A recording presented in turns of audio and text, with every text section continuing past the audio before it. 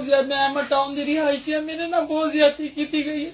मैनू मारिया गया, मेरा हाल बेहाल मेरा हाल किया गया। मेरे घर 4 बंदे मेरे घर घुसे, उन्होंने मेरे घर घुस के मैनू मारे, मेरे कपड़े फाड़ के मेरे बराना करके नंगा करके मैनू बराना करके मेरे नाल बुझाती की गई है। मैनू कुछ गली दे विच पूरी गली दे विच घसीटिया गया, मेरे कपड़े फाड़े गए, पूरे गली मोहल्ले ने यह गल देखी है। मेरे घर मियाँ आशिक, मियाँ हुसैन, मियाँ आशिक हुसैन, मियाँ शबीर उसका बेटा, मियाँ वैस, मियाँ उमैर और मियाँ आसम, 4 लोग मेरे घर आके इन्होंने मेरी इज्जत खराब करने की कोशिश की। मैनू बहाना करके नंगा करके इन्होंने मैनू पूरी गली में घसीटिया, पूरे मोहल्ले ने देखा तमाशा। इन्होंने मैनू बहुत सलील किया, इन्होंने मैनू मार मार के मेरा बुरा हाल किया, मेरे ना बहुत ज्यादा की गई।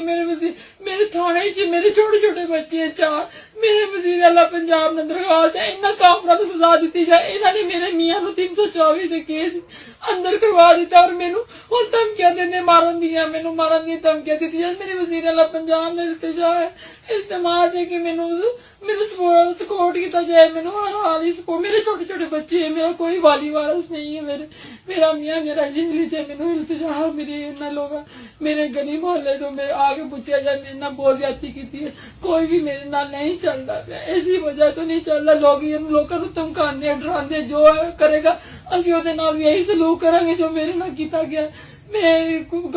मेरी इल्तिजा है वज़ीर आला पंजाब ने मेरे नाल ज़्यादती की गई है, मेरे नाल ज़्यादती की, मैनू मार मार के मेरा बुरा हाल किया गया।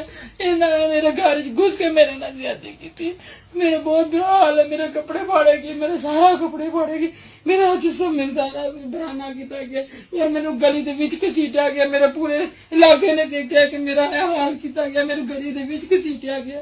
पर मेरे कोई ना थाना SHO सुनता पाया, ना कोई जित थाने च जाए कोई नहीं सुनता पाया। मेरी वज़ीर आला पंजाब का इल्तमास है कि मेरी मदद की जाए, मेरे सपोर्ट किया जाए। मैनू ये लोग मारन की धमकियां दे रहे, मेरे छोटे छोटे 3-4 बच्चे हैं, मेरी मदद की जाए, ताड़ी मेहरबानी है। मेरी रब में इंसाफ किया जाए, इंसाफ किया जाए।